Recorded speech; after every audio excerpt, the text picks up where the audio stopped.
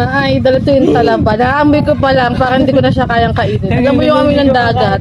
Yung dagat sa bayan sa Rosbaños, yun ang amoy niya. Fresh talaba. Ang kapartner daw ito ay suka.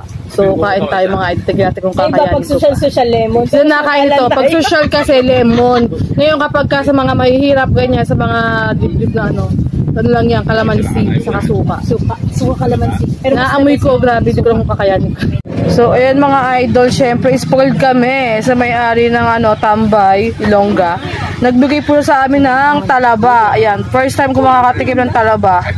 Tignan natin kung ano lasa ng talaba. So, nakikita ko lang to kasi sa mga mukbang eh. Lalagyan ng suka, ganyan. Tapos, iba lemon pag mayaman. Pagka mahirap kalamansi, saka suka, okay na yung goods na yun. Syempre, chili oil dapat. Hello, my God! Nakakain ba kayo ito mga idol? Talaba. Sino nakain siya ng talaba? Shout out. Ayan. Ay, so ayan mga idol. Meron tayo itong fresh talaba all the way from Aklan. Ayan. First time ko ito pero alam niyo yung amoy. Alam niyo yung amoy nung ano? Amoy nung dagat. Yung parang yung dagat sa Pampanga nun. Kuya, thank you.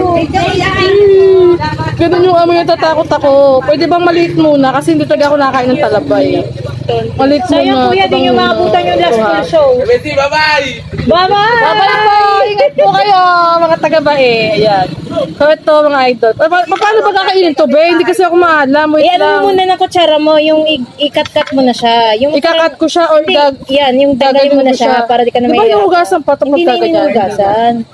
Kasi binanlian na yan. Kukut-kutin daw muna para magtanggal doon sa pinakadagal. Oo, para hindi ka na mahirapan. Yan. Then, totoo ko talaga ako. Baka naman, pag nakain ko to, paki-follow naman po yung page ko sa account ko sa Facebook. Hala, naglaganos na siya!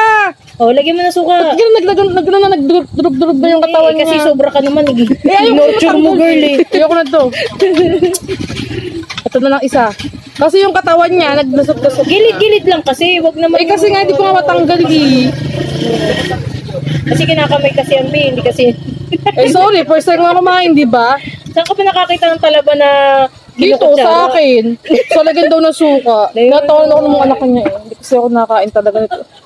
Para po sa inyo, baka naman. Damihan mo. Sige, bukas na yan. Alam niyo yung amoy ng dagat, be?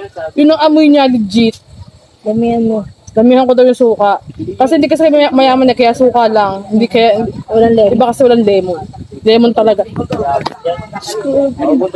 Amoy ng suka. Ang yun yan, higupin mo. Higupin daw. Pati yung suka. Oo, kasama yun. Hindi nilagwit sa lalamunan. Hindi matapang yung suka. May timpla siya eh. Oh, baliktad. Yung isang doon sa kabila. No, sa kabila pa. Dito? Yan. Hindi dito? Bakit hindi dito? Para mas madali mo. Baka masugatan ka niyan. Dasal muna, te. Teka lang, Lord. Magdadasal lang ako, Lord. Kaya bahala sa akin. Wait lang. Hindi ko nag ako sa diretso. Kaya mo yan. Diretso? Kaya mo yan. Challenge for Idol Jess. Wait lang.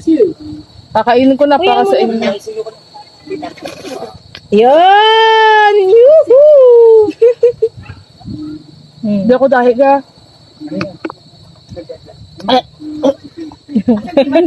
Ayoko.